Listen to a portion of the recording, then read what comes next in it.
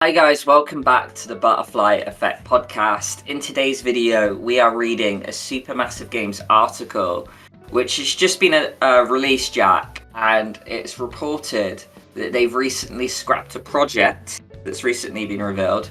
They were going to be making what appeared to be a 10 to 12 hour game of the Blade Runner franchise.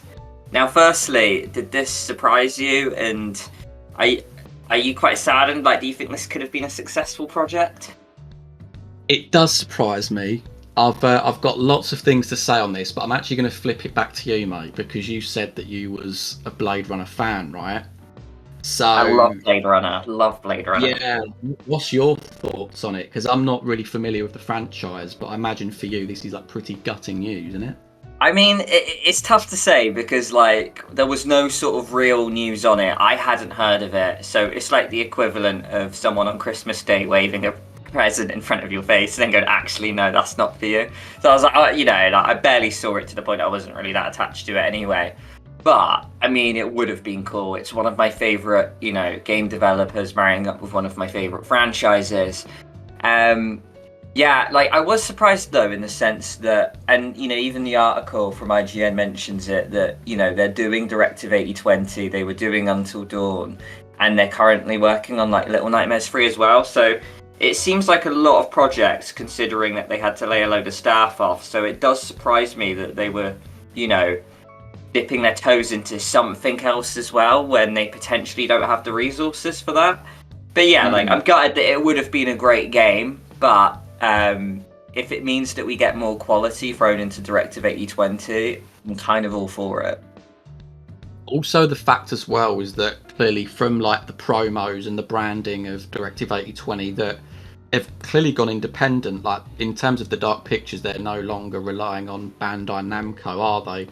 So you are right. I reckon that this is probably pre all of the layoffs and stuff like that, because they're probably just having to cut costs and they're thinking, look, we aren't going to be able to do this. But I think this is actually a very interesting article because I've been banging a drum on this channel for a while now. How, don't get me wrong, we love our horror, don't we, mate? But Yeah. with the tropes, with the sort of the regular games, it is becoming a little bit samey. Don't get me wrong, I'd still be all in for buying these games.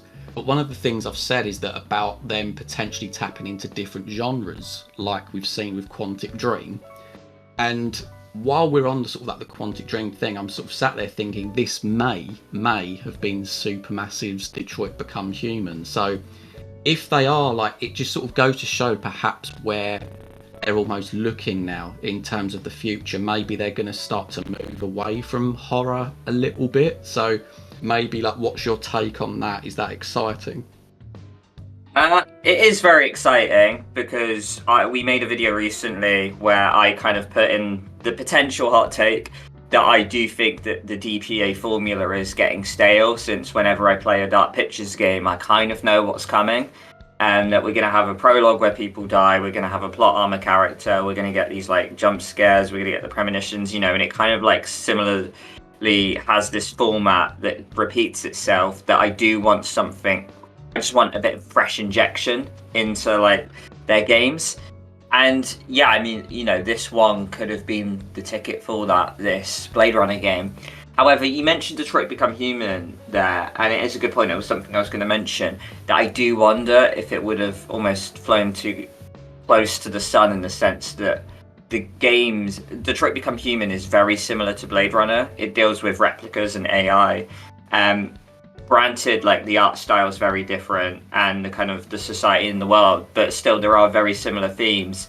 And I wonder if it would have just been compared too closely, to the point that maybe it would have flopped. Maybe it would have just been lesser than Detroit Become Human. So, because, going up against a Quantic Dream game is such a, like, risky thing to do, because I think it naturally would have had comparisons.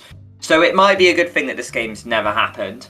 But back to your question, yeah, it is exciting that they are willing to risk and go into different genres. I know they have previously, but not since like Until Dawn, really, where they've like kind of like, they did Hidden Agenda, didn't they, at one point? So we do know that they have the capability to do it, but I am very excited to see that they are potentially dipping their toes into other genres, and they're potentially taking more risks.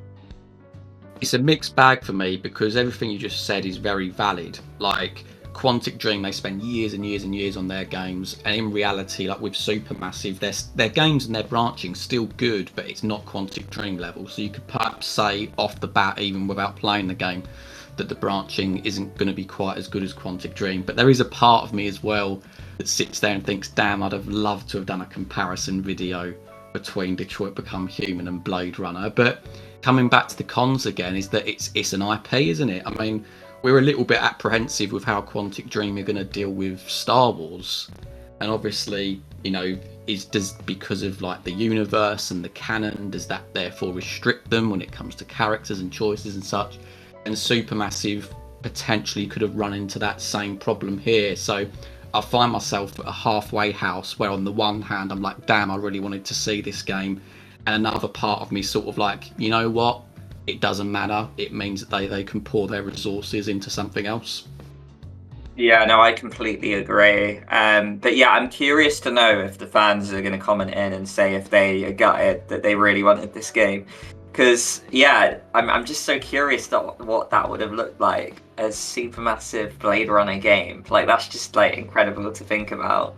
Ryan Gosling appears on the channel a few times, and, you know, and maybe he would have appeared again. So, yeah.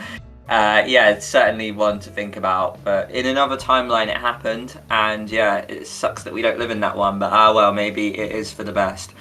So guys, please comment below if you think it's a shame that we're going to miss out on this game. Let us know if you think it's a good or bad thing we're not getting the Blade Runner Supermassive game. And otherwise, like and subscribe. We're going to do a lot more videos like this, and we will see you in the next one, guys. Catch you later.